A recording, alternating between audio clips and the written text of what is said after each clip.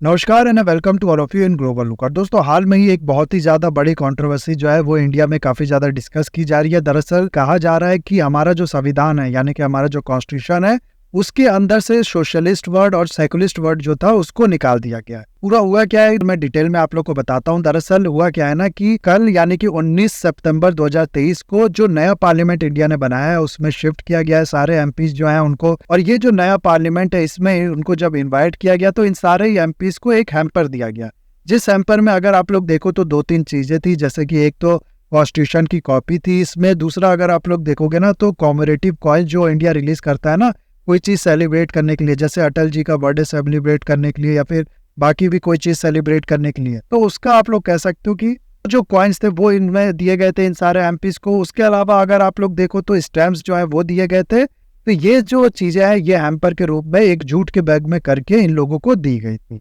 अब इसमें अगर आप लोग देखो तो ये जो कॉन्स्टिट्यूशन की कॉपी है ना जो इन एमपीज को दी गई है, इसमें कहा यह जा रहा है कि इसका जो प्रियम्बल है उसमें ना ही तो ये सोशलिस्ट वर्ड इंक्लूड है ना ही उसमें जो सेकुलर वर्ड है वो इंक्लूड है। अब हालांकि जो ओरिजिनल ये कॉपी है वो तो मैंने नहीं देखा, ये जो नया प्रियम्बल इस कॉन्स्टिट्यूशन में जो दिया है इन लोग एमपीज को उसका किस तरीके से ये मैंने नहीं देखा। लेकिन अगर ये जो क्लेम है ये सही है तो ये एक बहुत ही बड़ा आप लोग कह सकते हो एलिगेशन है। दरअसल जो गवर्नमेंट है ना वो डायरेक्टली ऐसे कॉन्स्टिट्यूशन को चेंज नहीं कर सकती, इसमें अमेंडमेंट करना पड़ेगा, जो सारे एमपीज है उनसे वोट कराना पड़ेगा, उसके बाद ये जो कॉन्स्टिट्यूशन है वो अमेंड हो पाएगा। और उसके अलावा भी ये जो वर्ड्स की यहाँ पर बात की जा रही है ना, पहला वर्ड है सोशलिस्ट, दूसरा अगर आप लोग देखोगे तो इसमें है सेकुलर वर्ड।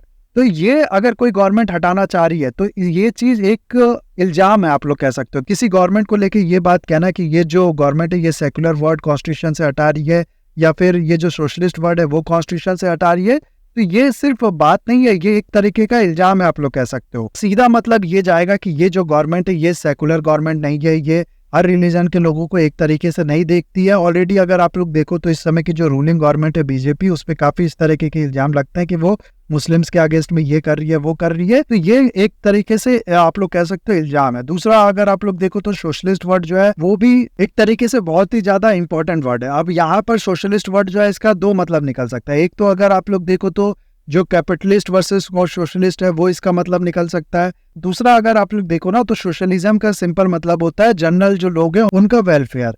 यहाँ तक कि जो इंडिया का कोर्ट है वो भी इस तरीके की बात कह चुका है 2008 में। दरअसल हुआ क्या था कि एक पेटिशन जो है वो डाला गया था सुप्रीम कोर्ट में कि ये जो सेकुलर वर्ड है ये जो सोशलिस्ट वर्ड है इसको हटाना चाहिए कॉन्स्टिट्यूशन से। जिसके बाद हुआ क्या कि जो सुप्रीम कोर्ट है उसने ये कहा कि आप लोग जो सोशलिस्ट वर्ड है इसका काफी ज्यादा नैरो मतलब निकाल रहे हो, जबकि जो सोशलिस्ट वर्ड है इसका मतलब काफी बड़ा है। इसका सिर्फ कैपिटलिस्ट वर्सेस सोशलिस्ट जो मतलब है उसे वही नहीं है, उसके अलावा भी अगर आप लोग देखो तो इसका बहुत ज्यादा ब्रॉडर मीनिंग है। इसका मतलब है लोगों की भलाई का काम करना, लोगों की वेलफेयर का काम करना। ये जो इंटरप्रिटेशन है ये सुप्रीम कोर्ट के द्वारा पहले ही 2008 में किया जा चुका है।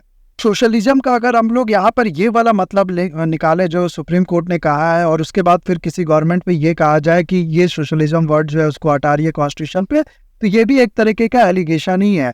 वो ऑलरेडी आप लोग देखो तो बीजेपी गवर्नमेंट जो है उस पर ये इल्जाम लगाया जाता है कि ये अपने इनके जो कैपिटलिस्ट मित्र हैं वो सिर्फ उनके लिए काम करती है, गरीबों से इनका कोई लेना देना नहीं है। इस तरह की बहुत सी बातें जो है वो की जाती है ऑलरेडी इस गवर्नमेंट पे इल्जाम लगाने के लिए। ये पूरा इशू जो है वो हुआ है ना। यहाँ पर कई सवाल आते हैं सामने। सबसे पहले तो ये कि प्रियम्बल आखिर है क्या, प्रियम्बल की बात यहाँ पर इतनी क्यों हो रही है। दूसरा अगर आप लोग देखो ना तो हमेशा यही दो वर्ड क्यों टारगेट किए जाते हैं, सोशलिस्ट और सेकुलर वर्ड, जबकि अगर आप लोग देखो तो प्रियम्बल में कई वर्ड है, ये क्यों किया जाता है ये भी एक सवाल है। तो इसके जवाब में मैं आप लोग को बताऊं तो जो एनसीईआरटी है, अगर आप लोग ने कोई भी एनसीईआरटी खोल के देखी होगी तो उसमें जो फ्रंट पेज है वो कुछ इस तरीके से होता है, आप लोग को जरूर याद होगा। We the people of India having solemnly resolved to constitute India into sovereign socialist secular democratic republic and to secure to all citizen। उसके अलावा ये जो वर्ड्स है यहाँ पर ये लिखे रहते हैं। ये चीज मैं श्योर हूँ आप लोग ने पहली बार तो नहीं देखी होगी, इसको पहले भी आज से पहले कई बार देखा होगा, कई जगह पढ़ा भी होगा। ये जो पूरा वर्ड है ना, ये जो पूरा स्टेटमेंट है जो ऊपर से नीचे आप लोग देख रहे हो, ये है प्रियम्बल का। कॉन्स्टिट्यूशन अगर आप लोग खोलोगे तो उसमें एज अ इंट्रोडक्शन की तरह आप लोग को मिलेगा प्रियम्बल। ये ना ही तो कोई राइट देता है लोगों को, ना ही कोई ड्यूटी देता है कि ये काम करना ही है लोगों को, लेकिन उसके बाद भी अगर आप लोग देखो ना तो ये काफी ज्यादा इंपॉर्टेंट पार्ट जो है वो माना जाता है कॉन्स्टिट्यूशन का। सुप्रीम कोर्ट का कहना है कि अगर कल को हम लोग को कोई चीज को इंटरप्रेट करने में कुछ कंफ्यूजन होगी, कुछ प्रॉब्लम आएगी कॉन्स्टिट्यूशन के अंदर, तो उसके लिए हम लोग जो प्रियम्बल में आइडियल्स दिए हैं उसका सहारा ले सकते हैं। ये काफी ज्यादा इंपॉर्टेंट आप लोग कह सकते हो पार्ट जो है वो है कॉन्स्टिट्यूशन का। अब ओरिजिनल जो कॉन्स्टिट्यूशन है, यानी कि जो कॉन्स्टिट्यूशन अंबेडकर साहब और बाकी जो कॉन्स्टिट्यूशन असेंबली थी उसने पास किया था, उसका आप लोग प्रियम्बल देखोगे और आज जो प्रियम्बल है इंडिया के कॉन्स्टिट्यूशन का, वो अगर आप लोग देखोगे तो उसमें कुछ आप लोग को चेंजेस देखने को मिलेंगे। जैसे जो कि जो ओरिजिनल कॉन्स्टिट्यूशन था ना, उसमें सिर्फ मेंशन था सोवरेन डेमोक्रेटिक रिपब्लिक, इसको चेंज करके यहाँ पर सोवरेन डेमोक्रेटिक रिपब्लिक के साथ ही साथ सोशलिस्ट और सेकुलर वर्ड जो है वो भी इसमें जोड़ दिया गया। साथ ही साथ इसमें सिर्फ यूनिटी ऑफ नेशन था और सिर्फ यूनिटी को unity and integrity of nation कर दिया गया आज के जो कॉन्स्टिट्यूशन है उसमें। नाउ सवाल यहाँ पर आता है कि ये चेंज आया कैसे। दरअसल आप लोग ने इमरजेंसी के बारे में आई एम श्योर काफी ज्यादा सुना होगा, काफी ज्यादा इसके बारे में पढ़ा होगा, मूवी भी इसमें बन चुकी है। 1975 से लेकर 1977 तक 21 महीनों के लिए इंदिरा गांधी जो देश की प्राइम मिनिस्टर थी उस समय, उनने लगाया था इमरजेंसी। और इसी इमरजेंसी के टाइम पे एक अमेंडमेंट पास किया गया कॉन्स्टिट्यूशन में, जो था 47 कॉन्स्टिट्यूशनल अमेंडमेंट एक्ट 1976 में इसको पास किया गया था। और ये अमेंडमेंट इतना ज्यादा कॉम्प्रहेंसिव था ना, आप लोग इसको कह सकते हो कि इसको ऑलरेडी नाम दिया जा चुका है मिनी कॉन्स्टिट्यूशन का। एक तरीके से पूरा जो कॉन्स्टिट्यूशन है ना उसी को चेंज करने की कोशिश की गई थी इसमें, ऐसा कई लोगों का कहना था।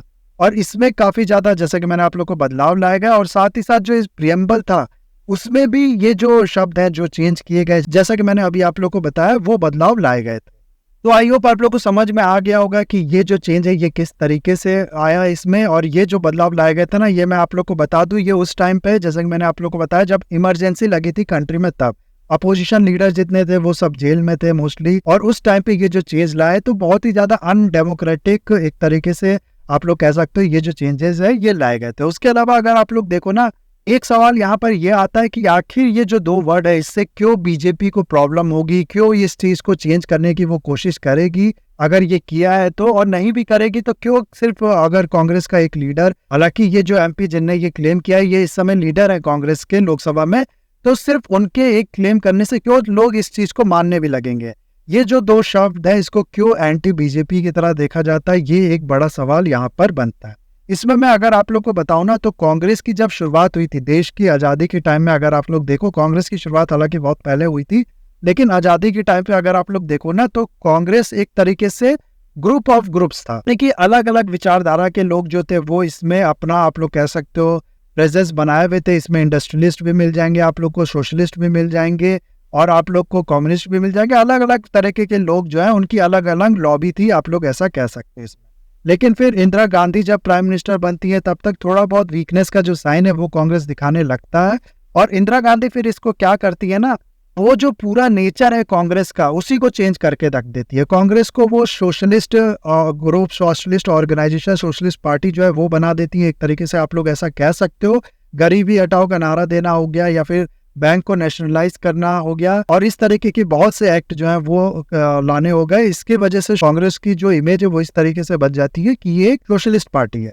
और सोशलिज्म का अगर मतलब आप लोग को नहीं पता तो मैं यहाँ पर शॉर्ट में आप लोग को बता दूं। दरअसल ये जो आइडियोलॉजी है ना, ये एडवोकेट करती है कि देश में ज्यादातर जो इंडस्ट्री है ना, ज्यादातर आप लोग कह सकते हो मीन्स ऑफ प्रोडक्शन जो है वो गवर्नमेंट द्वारा ओन्ड किए जाने चाहिए, यानी कि कहा यह जाता है लोगों द्वारा ओन्ड किया जाना चाहिए। और इसका एक तरीके से मतलब यही है कि गवर्नमेंट द्वारा ओन्ड किए जाने चाहिए, कोई प्राइवेट कंपनीज बहुत ज्यादा नहीं होनी चाहिए। आप लोग कह सकते हो ज्यादातर मीन्स ऑफ प्रोडक्शन जो है वो गवर्नमेंट द्वारा ओन किए जाने चाहिए, ऐसा इसका कहना है। वही अगर आप लोग इसका जो अपोजिट कैपिटलिस्ट उसकी बात करो तो उसमें ये कहा जाता है कि प्राइवेट प्रॉपर्टी जो है वो ज्यादा होना चाहिए, गवर्नमेंट का बिजनेस में कोई भी बिजनेस नहीं है। इस तरीके की बातें जो है वो कैपिटलिस्ट आइडियोलॉजी जो है वो करती है। गवर्नमेंट खाली टैक्स लेगी, बाकी जो भी काम है जैसे कि स्टील का प्रोडक्शन हो गया, या फिर आप लोग कह सकते हो वेपन्स मैन्युफैक्चरिंग हो गई, इवन की रेलवे वगैरह भी हो गई, ये सारा एक तरीके से प्राइवेट प्रॉपर्टी होगी जो कि प्राइवेट कंपनी चलाएगा। तो ये दोनों में डिफरेंस है। जो सोशलिज्म है वो कहता है कि गवर्नमेंट प्रॉपर्टी ज्यादा होनी चाहिए, जो कैपिटलिज्म है वो कहता है कि प्राइवेट प्रॉपर्टी ज्यादा होनी चाहिए। यहाँ हम लोग आ जाते हैं आज की जो पार्टी रूल कर रही है उसके बारे में। बीजेपी जो है ना, ये अगर आप लोग को पता होगा, इसने बहुत से ऐसे डिसीजन लिए जैसे कि कई पोर्ट्स हो गए, कई रेलवे स्टेशन हो गए, इवन की ट्रेन्स हो गई, उनको भी प्राइवेटाइज करने का, पीएसयू को प्राइवेटाइज करने का, इस तरीके के बहुत सी जो डिसीजन है ये सब दिखाती क्या है कि बीजेपी एक कैपिटलिस्ट पार्टी है। कैपिटलिस्ट पार्टी अगर आप लोग नहीं कहो तो ओपन टू बिजनेसेस है। अब यही कारण है, अगर आप लोग देखो, मैंने आप लोगों को सोशलिज्म और कैपिटलिज्म का थोड़ा बहुत जो शॉर्ट में डिफरेंस है, जो मतलब है वो भी बता दिया, बीजेपी का कैरेक्टर क्या है वो भी बता दिया मैंने आप लोग को। तो यहाँ से आप लोग समझ पा रहे होंगे कि क्यों जो कांग्रेस है वो इन दोनों वर्ड को पसंद करेगी। सेकुलरिज्म को अभी भी आप लोग छोड़ ही दो, केवल सोशलिज्म की बात करें कि क्यों वो सोशलिज्म को पसंद करेगी और क्यों बीजेपी जो है वो इसको अपोज करेगी, यहाँ से आप लोग को समझ में आ गया होगा। इसके अलावा अगर आप लोग देखो ना, तो ये जो वर्ड है सोशलिज्म, ऐसा नहीं है कि इसका प्रियम्बल में होना और ना होना में बहुत बड़ा डिफरेंस जो है वो क्रिएट हो जाएगा। फिर यहाँ पर मैं अगर आप लोग को बताऊं ना, तो हमारी जो कॉन्स्टिट्यूशन असेंबली बैठी थी, जब कॉन्स्टिट्यूशन बनाया जा रहा था, हर जो प्रोविजन है उस पर डिस्कस किया जा रहा था, तब भी इस तरीके की बातें जो है वो उठाई गई थी कि सोशलिज्म जो है उसका भी मेंशन होना चाहिए प्रियम्बल में।